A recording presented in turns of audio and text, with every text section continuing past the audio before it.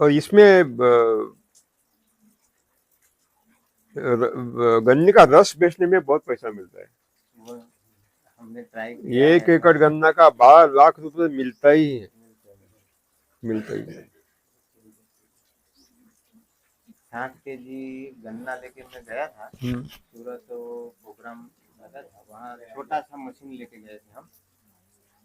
लगभग 6,000 का मैंने बेचा। बिल्कुल। 3 मन गन्ना में 20 रुपये ग्लास का लगाया था, और कोई बर्फ नहीं और कुछ कुछ नहीं, नहीं, कुछ नहीं। सीधा। तो लोगों ने एक एक गिलास पिया, बाद में दूसरा दूसरा भी भर दो ऐसे बोलते हैं। पुणे में एक हमारा किसान है, वो गन्ना है 86 032। उसने वो ये ओमनी है ना, ओमनी वैन हाँ, है, वो खरीदा पुरानी, सस्ती में। तो गन्ना पको पको गन्ना काटता है, ऊपर गन्ना डालता है छिलके, अंदर मशीन लगाता है और पॉश क्वालिटी में जाता है। पॉश क्वालिटी में 100 रुपये लीटर लाइन लगती है कॉलोनी में, उसका स्वाद देखकर। आधे घंटे में उसका वो सब हो जाता है, चला जाता है। वो राह देखते हैं। तो ये भी हो सकता है ना, हमारे बच्चे हैं, अगर नहीं तो बैलगाड़ी है ना, बैलगाड़ी में जाकर वो तो उसमें बिठा दिया, गन्ना भी लगा दिया, ये बैल से खींचेगी, कॉलोनी में गया, बेच दिया, चले आए।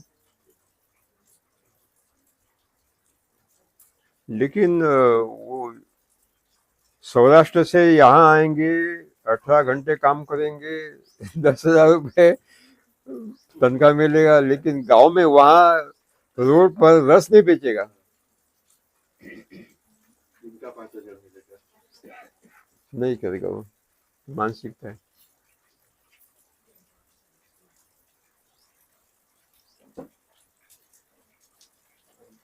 अभी कॉन्सेप्ट के बारे में बहुत सारी क्लैरिटी नहीं है, स्पष्टता नहीं है। जैसे जिसमें बीजामृत है, जीवामृत है, घन जीवामृत है, आच्छादन है, वापसा है, उसका नाम हमने सुभाष पालेकर कृषि रखा है। पहले उसका नाम 0 बजट खेती रखा था, लेकिन मालूम पड़ा कि 0 बजट हो ही नहीं सकता, क्योंकि मजदूर तो लाना ही है, तो 0 बजट कैसे होगा, पैसा देना पड़ता है। तो नाम बदल दिया सुभाष पालेकर प्राकृतिक कृषि। तो बाद में मालूम पड़ा कि प्राकृतिक संभव नहीं है, ये तो गलत है, मैं लोगों को मूर्ख बना रहा हूँ, क्योंकि प्राकृतिक नाम की कोई कृषि है ही नहीं। तो नाम बदल दिया सुभाष पालेकर कृषि। और सुभाष पालेकर क्यों रखा, क्योंकि कोई चोर डकैत है पूरे देश में है, गुजरात में भी है, जो अपना नाम घुसाने की कोशिश करते हैं, बड़े बड़े ओहदे पर बैठे हैं। तो ये चोर लोगों को रोकने के लिए नाम रख दिया। अब देखिए, प्राकृतिक माने क्या? प्राकृतिक नाम से ही सरकार भी प्रचार करते हैं, राज्यपाल भी प्रचार करते हैं, सभी लोग प्राकृतिक नाम से प्रचार करते हैं। सबसे गलत है। प्राकृतिक माने जो प्रकृति में है वो प्राकृतिक, प्रकृति में जो अस्तित्व में है वो प्राकृतिक, और प्राकृतिक जो प्रकृति में नहीं है वो अप्राकृतिक। गुजराती में क्या बोलते हैं प्राकृतिक को? कुदरती क्या बोलते हैं? कुदरती। कुदरत में है वो कुदरती, कुदरत में नहीं है। अब इसमें दो भेद है। सुभाष पालेकर कृषि में हम जीवामृत का उपयोग करते हैं, तो जीवामृत प्रकृति में है। कैसे? कि ये जो जड़ें होती है, किसी भी पेड़ पौधे की जड़ें, उसको पकाकर खाना, पकाकर खिलाने का काम जीवाणु करते हैं, सूक्ष्म जीवाणु। और सूक्ष्म जीवाणु मुफ्त में काम नहीं करते, जड़ें उनको भोजन खिलाती है।